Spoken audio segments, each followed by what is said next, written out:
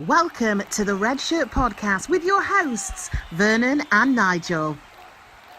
Hello and welcome to this week's episode of the Red Shirt Podcast. Coming up, United's big win at Spurs. Is VAR ruining football? We'll also previewing the Granada game in the European Europa League and the big league game on Sunday. Anyway, lads, let's get straight into it. But first of all, Nigel, how are you doing? I am A-OK, man. Loving the fact that, loving the holidays, kids are off, we're having lots of fun. So it's all good, man. How about you? I'm good. And also joining us today, I'm sorry I forgot to mention, is making his second appearance of the season, Errol. Errol. Good evening, guys, and it's great to be here again. Love this show. Exactly. I think, Nigel, we've got to have like a couple of mentions first of all, because obviously getting out last week's pod was pretty. We had a bit of a challenge, but we got there. So I'm more than happy to say a big thank you to KK for editing the show. She did a marvellous job. Also to Stuart, who works tirelessly in the background with all the graphics and everything else. And I'm sure, Nigel, you've got a big thank you to somebody that helped us upload it to. Right. Well, I said to somebody who's not too far from me right now, my nearest and dearest actually helped out in terms of getting the final show that was once edited, getting it online. So thank you very much, Yvonne, for your help as well. There's a Red Shirt Podcast T-shirt in the post for it. Oh yeah, definitely. Definitely. Anyway, guys, we're back on the roadmap. Manchester's looking beautiful at the moment. Life's getting back to normal. But talking about let's getting back to normal, let's think about Sunday and let's get straight back into the Spurs game. So I can start with you, Errol. Feelings about the game? Yeah, Spurs, great result. Could have been one of them banana skins for us, especially being with Mourinho. We owed him a big one for the 6-1 result. Very poor result at the start of the season. I'm going to be a little bit controversial there. I've heard a lot of talk of United were very poor in the first half. Personally, I thought we were a better team for the full 90 minutes. Ridiculous sort of decision on the first goal. Yeah, he catches the lad in the face, no doubt about that. But when you look at the whole scenario, Son's trying to grab at him and he's just innocently trying to push him away. He does catch him, there's no doubt about that. Very well worked goal. Fantastic bit of football from the club, which we don't see enough of. Then I just knew they were going to score first, and I'm just thinking, don't go down here now. Keep yourselves composed. And I think for a part of the game, United, one or two players are starting to lose their heads, and you're thinking, just compose. Obviously, we get the first goal back, and you're thinking, right, they're there for the taking. And to be fair, it was just a fantastic result in the end. And you're thinking, you know what? He's done it again. He's gone away. He's gone a goal down. And with the comeback kings, get in. Now, so Nigel, what were your feelings about the game on Sunday and obviously the result and the comeback? We'll talk about VAR in a bit. Okay. First things first. You know what I said on the last podcast? I wanted 7. However, we got 4. And there were 4 very nice goals. I'm saying it's 4-1 because no way should that goal have been disallowed. So we got 4. The lads did really well. Look what happened when you start moving the ball around quickly. So we moved it around quickly, and all of a sudden, we look like a world-class team again. And we are a world-class team with world-class players. It's just for whatever reason, the mentality hasn't been right up until now. But honestly, down to a man, I thought they were all brilliant. Yes, we had our moments in the first half, lack of concentration, same old issues. We always seem to have to go behind before we kickstart ourselves. But I agree with you, Errol. I think for the whole 90 minutes, that we were really in control. There wasn't much to worry about. Once you kind of got the feel of the game, I'm thinking, yeah, okay. I'm liking what I'm seeing here. I thought Cavani was amazing, definitely man of the match. I've got to go to the incident. You know what I'm like? I'm a bit of a geek. So I've actually done this thing where if you're running and someone holds you back and you move your hand out, it's what he did. was very natural. And what the referee said was it was a very unnatural movement. I'm like, no, if you just try it. You just put your hand on it as if someone's trying to hold you back and flick your hand out. And that's exactly what he did. So outrageous. And, you know, I joined the chorus of people saying, let's just get rid of VAR because it's spoiling the game. This isn't football anymore now, is it? Every time we score a goal, you've got to wait 10 minutes while they check it, whether the goal stands or not. You know, what's the whole point of having these guys on the pitch if everything's going to go back to VAR? And, I mean, even if it was a foul, look how long after the incident, and then it's all wrong. It's, okay, it was well-meaning, but clearly it's just not working. I mean, and it's spoiling the game, innit? There are two ways of looking at VAR, and I think I was looking at it and I was thinking about it because I was raging. I mean, me and Errol was watching the game together, and I was raging at that goal. And like you, Nigel, I thought to myself, VAR is ruining this beautiful game. I do believe that a defining moment with this VAR coming up, it's going to cost somebody terribly. And I think, even though people don't like it now, I think something will trigger a massive revolt against the thing. And even if it does stay, I think it will be a lot less invasive. I think maybe is it a goal? Is it not a goal? But all this, what happened 20 seconds ago before the goal, all that's just got to go. I think you've got to look at like last year, and the reason why it is going to stay is you look at Bournemouth. They look at the goal, the Hawkeye goal that was over the line, that Hawkeye didn't respond to. You know, it was against Aston Villa. Aston Villa stayed up. They went down. So you know that it's going to stay. Technology is here now, and it's not going. The problem that I have, and I'm sure you have as well, Errol, as well as Nigel, is you just feel as if people thought that VAR was coming in and we wouldn't have these talking points. And instead of talking about football, we're talking about VAR each week, aren't we? You know, there's each match day, there's a VAR incident, isn't there? And you just think to yourself, I think personally, there should be an introduction of ex-players with the referees that can say, no, that it's not a foul. You know, it's not a foul, is it? You know, or that's not handball. It's a bit like, you know, some of the handballs that have been given this season. You think to yourself, really? Yeah. They're not. But anyway, let's go back to, like you were saying, that's how VAR ran over with. Let's go back to the game now. I mean, I thought, as well as you, Nigel, and I'm sure Errol does, that having Cavani as the spearhead for the attack was amazing. I mean, what did you think, Errol, about having Cavani up there? I think when you've got Cavani, we've got this experienced, pivotal number 9, and I think you can see he's a player that gives not one defender a moment's peace. Unfortunately, we don't really get that with Martial. He doesn't seem to want to bust the gut. But with Cavani, you can see he's got the guile, he's got the experience. You know, he just knows where to be at the right time. And also, the advantage here for us, hopefully, is that in the long term, he's bringing young Mason Greenwood forward. Because you sort of like look at the last couple of goals that he scored, you're thinking, that's kind of Cavani-esque. But also, I want to shout Pogba, because there's something I've kind of picked up with Pogba is he played a lot on the left side for Juventus, and every time he seems to play there for United, he seems to perform really well. Now, everybody says he should be in the pivotal 2 of the midfield. Maybe he should, considering the skill set he has. But I thought, again, on Sunday, on the left side, I thought he was really, really good. I thought he was just levelled above most of the players on the pitch.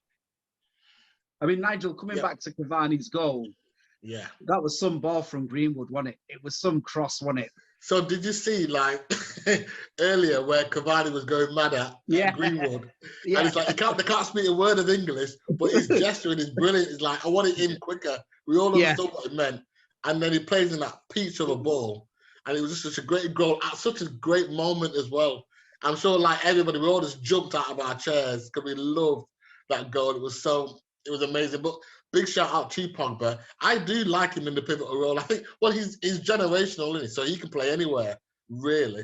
But I thought it was ingenious him being on the left, because it just, okay, so you had Fred and McTominay doing their thing in the middle, but you almost sense that Pogba, Cavani, Bruno, they've had a conversation, haven't they? And they said, look, let's have it right.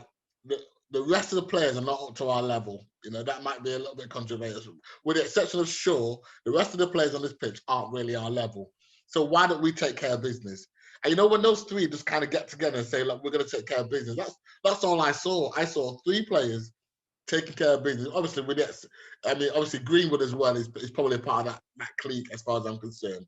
Well, not everybody else is kind of your bog standard professional, but those four are just sort of another level up. And you can see the way the ball for the first goal was amazing, and the way it was finished, it was just that's United. That's what we want. That's what we've always wanted. It's a goal that you very rarely see now in the Premier League, isn't it? Yeah. Like a diving header in between. It's an old-fashioned striker's goal, wasn't it? Yeah. And it's kind of a shame because it seems like you kind of think that's a goal that should have been scored in front of fans, and you kind of think to yourself with Cavani, there's obviously rumours coming out again today that he might not be here, and you kind of think to yourself, it's a shame that the fans won't get to see him, grace Old Trafford and that. But I mean, I thought it was like just a brilliant result because obviously there's a lot of needle there, isn't there, between the two clubs. You feel that there's this sort of needle. I mean, going back to like what Errol said about like the second half performance, I think like Ole got him in and it was said that at half time he told him to calm down and just carry on playing the football. And if they stayed focused, they'd win. I mean, from your point of view, Errol, going back to the needle, do you think it's obviously there, isn't it? And now it's spread to the managers, hasn't it? Well, yeah, because I mean, I noticed on the pitch there was a couple of things that happened. There was one where Mourinho's, shaking hands, sportsmanship, like, that's respect and that. And all this Solskjaer comes past and he congratulates on United players and he starts laughing right in front of Mourinho and you're thinking, strike one. And then later on, apparently and allegedly, he went to Luke Shaw and Luke Shaw turned away from him. Yeah. Pogba as well. Players wouldn't normally do that. He would still shake hands. But if Luke Shaw's done that, it shows you what he said about him when he basically said, I coached him in the game from the sideline. That run deep. Yeah. And it was very unfair on the lad. So he's kind of getting his upcomings now. He threw players under the bus. He dragged them down. He basically said they weren't good enough. Players are now saying, well, if I'm that bad, why would I shake your hand? Yeah. We're all professionals. Be professional and also keep things in house. United's ways. Keep things in house. If you've got a fault with it, let's deal with it on the training ground, in the dressing room. Stop taking me through the papers and the muddy waters. So players now are just saying, don't want to know you. The Red Shirt Podcast, by Reds, for Reds. City lost.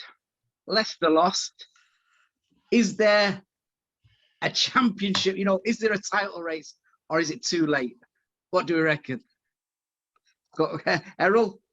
No, not for me, no. I think I watched the City game and, I put a little shout out. Who's watching Dallas?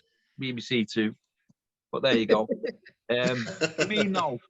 And the reason why I say no is because City can easily go and win the rest of those games. They can go and win those games. United, it's not to say that we can't win these games, but I just think, would it just paper over the cracks as well if we did win the league? I mean, it'd be fantastic, don't get me wrong, and I would love it, but are we ready to win the league with this team? Is this team mentally in the right place to win this league? Well, don't you think the leagues has some defining moments, don't they? And beating Tottenham like that, coming from behind to beat Tottenham, is just one of those moments, isn't it? And obviously we're heavily focused now on the Europa as well. And it made us feel like there's some momentum. We're the team that historically always has a better second half. And that second half hasn't happened until now.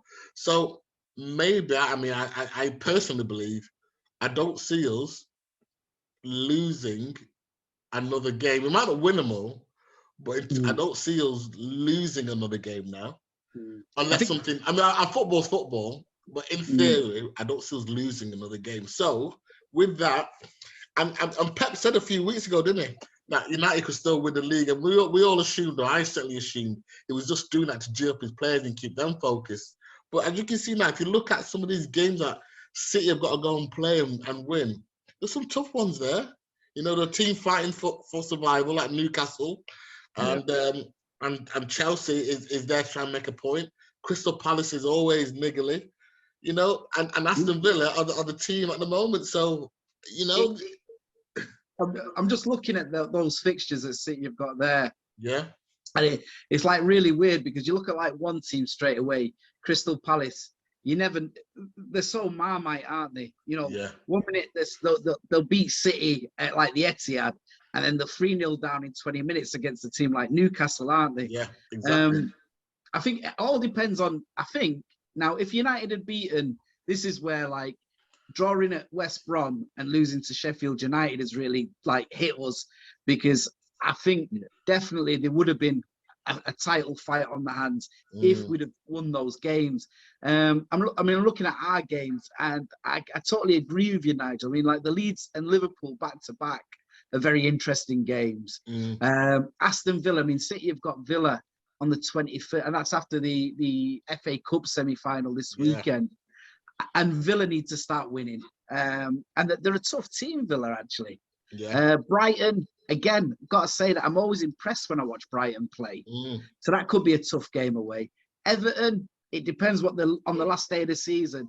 If they've got, you know, if they're packing away their holiday clothes and getting their deck chairs ready for holiday, or there's Europe. You know, I'm looking at United's games, and I kind of, you know, the Leicester game, I think we'll beat Leicester, because I think we owe Leicester one. So pretty much it's Tottenham. I mean, I guess the game I'm actually worried about is the Fulham game, because Fulham are one of these teams that when they turn up, they turn up. Yeah, they're a good footballing team. Scott Parker's doing a good job there. Yeah. And you look at like Wolves at the end of the season, and they'll be sort of like, you know, probably not being disrespectful, but mid-table, won't they? So it all depends. But I've got to say, unless there's a Devon Lock situation that happens, I think it's City still at the moment. I think there's too many points ahead with so few games.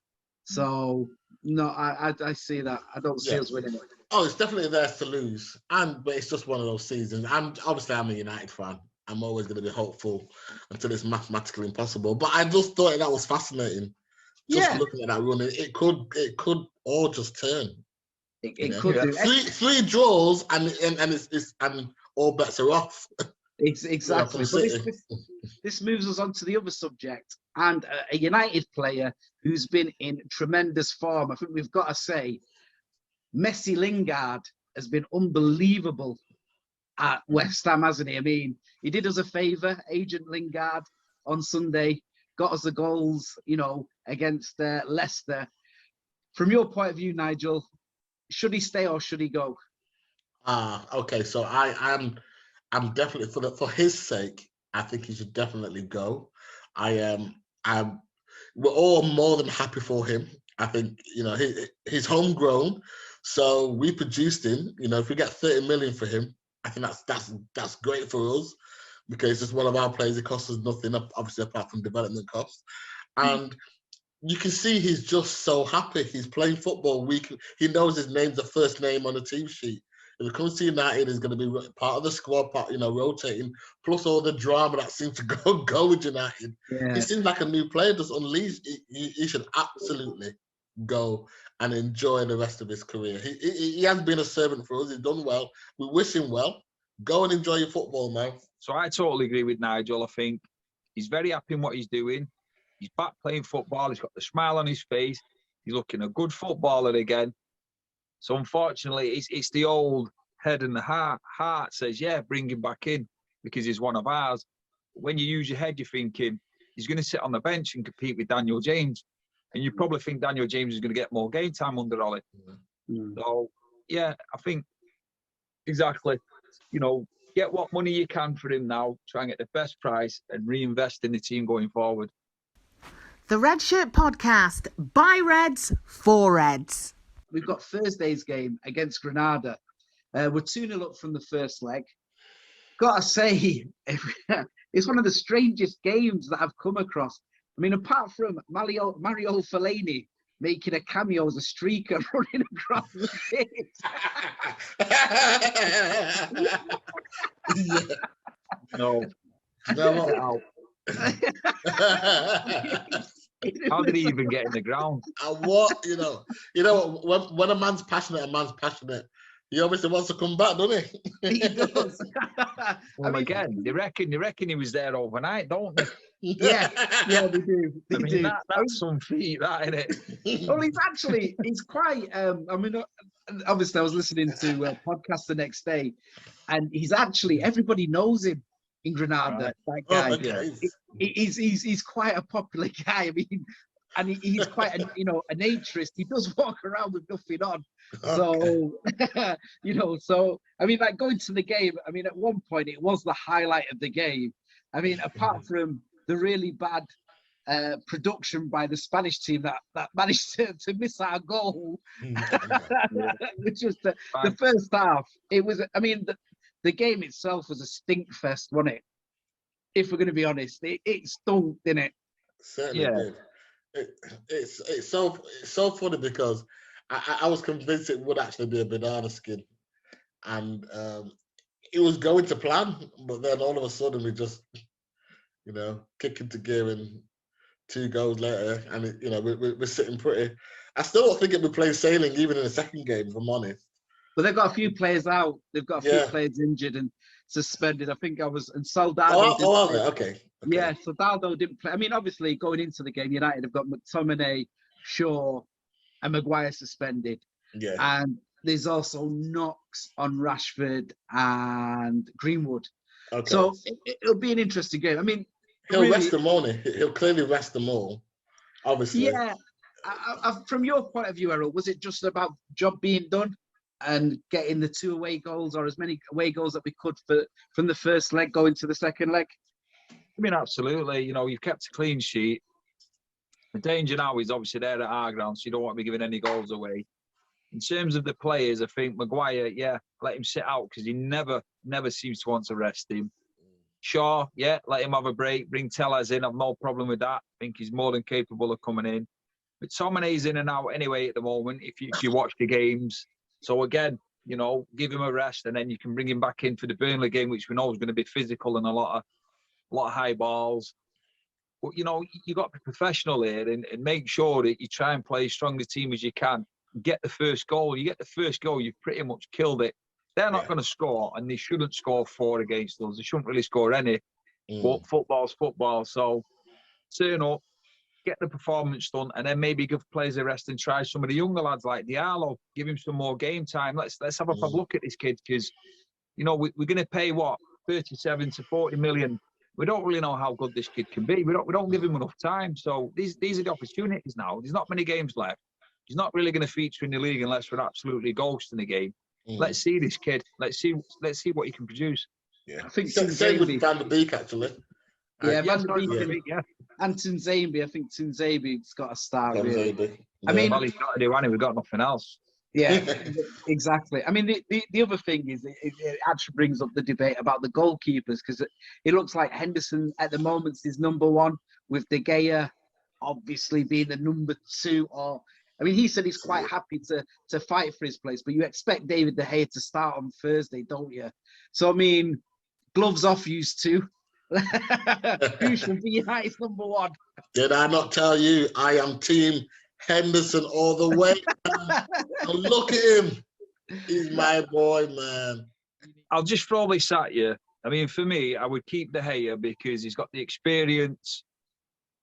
But the problem is Henderson's English, and all the press is about the English players. If you listen to everything going on, anytime Henderson plays now, it's a 10 out of 10 performance. It's ridiculous. He needs games, he needs experience. I totally agree with that. But for me, I would still keep De Gea in it. And the reason is what you've just both hit on is the amount of money that you're paying. Just sit a guy on the bench when you're paying him $350 a week. You don't. It's ridiculous. We say this all the time. You don't spend 90 million on a player to sit him on the bench. It's ridiculous. But that's United's fault because they hand out these silly contracts. It's their own downfall. Henderson alike, I think he's going to be a top keeper. I mean, I hope he is. But let's wait until the crowd's in, because we had this with Ben Foster. Ben Foster was touted as the next big English great hope. And unfortunately, it didn't quite work out. And as we've discussed, he said this, didn't he, that one of his greatest feats was actually winning, was it the League Cup with Birmingham? And he said it was because basically with United, it's on to the next game. Forget about you've won that now. That doesn't matter. Don't look back. Let's look forward. Maybe Henderson doesn't have that mentality. Maybe he has the United mentality. You move on and you keep winning. But actually, since Henderson has been in goal, the defence actually looks a bit more solid. And I'm convinced that's down to him. Yesterday, just watching yesterday, the way he comes out and claims that ball, you've never seen De Gea coming out and claiming the ball like that. He's saving with his feet just like De Gea. His distribution is great. And he's just making the whole defence look far more solid than it has done in a long time. So yes, De Gea's been a great servant for us. He's a world-class goalkeeper. But this guy Henderson, he's the real deal. He's proven it with Sheffield United, and he's proven it so far with every opportunity he's had against us. At United, he's the real deal. I'm just going to kill you on that now and just say to you, AC Milan at home, he made one save and it went in the net. His concentration. He can play for Sheffield United all season. You're going to face shots. That's the nature of the game. No, that's unfair. That's unfair, that, mate. It's not unfair because this is the level that he's got to play at. He can play for United and only have to make one save. And if he doesn't do it, this is what happens. So the question is, has he learned from that? Because I think he's learned from that. Well, again, I'm going to kill you on that again. AC Milan away, at the very end, Zlatan makes a fantastic header. He goes on to Shaw because he knows he's going to beat him. He does the same thing, only this time, luckily, the ball just drops outside of the post, but Luke Shaw's there to cover it. It's the style of save that he made, and I'm thinking, you don't even need to make that kind of save. I mean, I've played in that. I have an inkling of what goes on, but I'm not their levels, obviously. But I'm thinking, you've nearly done the same thing twice, which would have cost us the game. The Red Shirt Podcast, by Reds, for Reds. Now, going on to Sunday, we've got a big game, and usually it's against Burnley. And Burnley have a good record at Old Trafford. I know that feeling, that sinking feeling, because it's Dyche, innit? Sean Dyche, and we don't get points like that. He's got this gravelly voice, hasn't he? And I like him. Going to the game, Errol, what you expecting? Yeah, I mean, I'll hit on that. I do like Sean Dyche. I think he's a very true and honest manager. We will say the smaller clubs, or alleged small clubs, don't get the decisions. It's going to be a tough game. It's always a tough game against Burnley, but they're a strange team because, there's times when you see them getting turned over and you're thinking, how good are they? And then you can see them go and have a really good run. I mean, they've actually got some good players in there. I mean, they've got McNeil, who's ex-United. Yeah, decent player. I don't think he's ever going to go top 4. Maybe not even top 6, but I think they've got a good player. He likes to run with the ball. He can ping a great ball into the box. The thing with Burnley is, even though they'll say we don't play that way, is you've got to watch for the balls in the box. It is a strong point for them. They're physical, so we've got to match them physically. And again, this is why I think Thursday night's good for Maguire and McTominay to have a rest. Bring them back in. You've got the physicality. You've got the height. But you know what? These are games that we should be winning. And I know you can't just, demand to win games in football. You've got to earn it. But we should be beating these teams. So to me, I expect to win. I expect a tough game. I expect to win. So, again, switch on from the start, stay focused and go for the points. Yeah. I mean, the thing with Burnley is they got Chris Woods, aren't they, and Barnes, and they're like a throwback, aren't they, like 20 years ago, aren't they? The flick-ons and, headers and, fouling and physicality. They're a good team, aren't they? I mean, and I saw you there, Nigel, put your head, your eyes up to the heaven, because I always think that about Burnley at home as well. It's so uncomfortable, isn't it? Do you know what? I think Errol's nailed it. See, I agree with you again now, my friend. Oh, we're friends again. He's a good, honest manager, and they're a good, honest team. Like your Wimbledon back in the day, they're going to kick you, they're going to pinch you, they're going to do all that housery, to skullduggery. you. Yeah, and so it's all about mentality now. But if we can get beyond that, we should be beating them. We should be beating Burnley. Sorry. So we just need to get our head right. We know what we're going to expect, and also you move the ball quickly, and we're going to be okay. So, but if we start doing what we've been doing the last 6 months, we're in trouble, aren't we? Like I said, I don't see us losing, but I think now is a good time to play him. And if we keep the mentality, move that ball quicker. I mean, the fact that Cavani's got to play, because he's a guy that you want in the trenches with you. And so I think if he's playing, then I think we're going to be okay. It's weird because Burnley, especially at Old Trafford, they always take advantage of our slow start. So before you know it, they're kind of 2-0 up. But it's kind of weird because they've got one of these players, like, there's always a player that you really dislike, and you can't put your finger on why you dislike him, but he just gets the blood boiling, doesn't he? And I don't know what it is. I don't know if it's because he's ex-City, but Ben Mee, I don't know what it is with Ben Mee, but he really gets me. I think it's because he's dirty and physical, and I don't mind that, but he gets away with it. He's like Dennis Wise, isn't he? Proper Dennis Wise footballer. Yeah. I mean, I used to call him Dennis Weasel when he was playing because he was like a weasel, wasn't he? Yeah. But I mean, I don't know about you, Errol, but do you have one of those players that really gets under your blood? You can't put your finger quite on why you dislike him, but for me, it's got to be Ben Mee. It's you, Errol. Nigel, I'll treat that with the contempt it deserves. Paul, I'm gonna give a shout out to my son here, every Chelsea player. But, I mean, for Burnley, we'd say it's probably Phil Bardsley. Ex-United. If you remember when we played him, I think about 2 seasons ago, he nearly got into a fight with Rashford. Yeah. He fouled him, and then he wanted to grapple him, and you're thinking, you know what? All right, you're coming back, you're playing against your team, you're giddy, you've had a bit of sugar, you're hyped up. You don't have to be like that, And Bardsley's one of those, when he plays against City, I love him, but for the rest of the season, can't stand him. Can't stand him. So, Errol, because you're the guest, you go first. If you give me the Granada and then your Burnley prediction, and then I'll go to Nigel. Well, since we've sort of started scoring more, I'm going to go 3-0. And on Sunday, I'm going to go 3-1. 3-1, okay then. And Nigel? Granada going to batter us. No, seriously. Stop it. No, I genuinely expect it to be a draw. I think it's going to be like a 1-1 draw. They're going to score one. They're going to get all excited. We'll score one, and it'll just.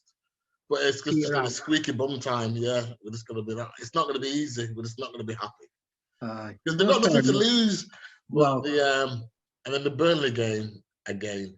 It all depends on. See, this is all about Ollie again. If Ollie, I always get the impression that he's already promised lads from 3 weeks ago, get ready for the Burnley game. And I think he's really got to be cuter. He's really got to say, actually, what we need is that team that played against Tottenham, moving the ball quicker. And we just outplay, because they can't match us for class. They can only match us for passion. And they're going to match us for passion. So what we need is the class to show through. So, they do. Play the players, get our ball moving quickly, and let's just dismantle their game plan very quickly. So, but I think if Ollie does that, then I've not a problem. I think we will win 3-0, 3-1. But if it comes with the old, let's protect the back four and go slow. Go slow. We're in trouble. Anyway, my prediction is I go for a 1-0 win on Thursday, and I'll be honest with you, I'm not expecting an exciting game because they were pretty agricultural with their challenges last week, so I'm expecting that sort of rough and rugged game. The Burnley game, I'm going to sneak for a 1-0 win. I think it'll be a tough game, but it'll be a 1-0 win. So there we go. So, and again, Nigel, that wraps up another Red Shirt podcast for another week. So as we usually do say, Nigel, when it comes to this point, is love life, love football. And keep that red shirt flying. See you later, guys. See you later. The Red Shirt Podcast, by Reds, for Reds. Don't forget to like, follow and subscribe to the Red Shirt Podcast.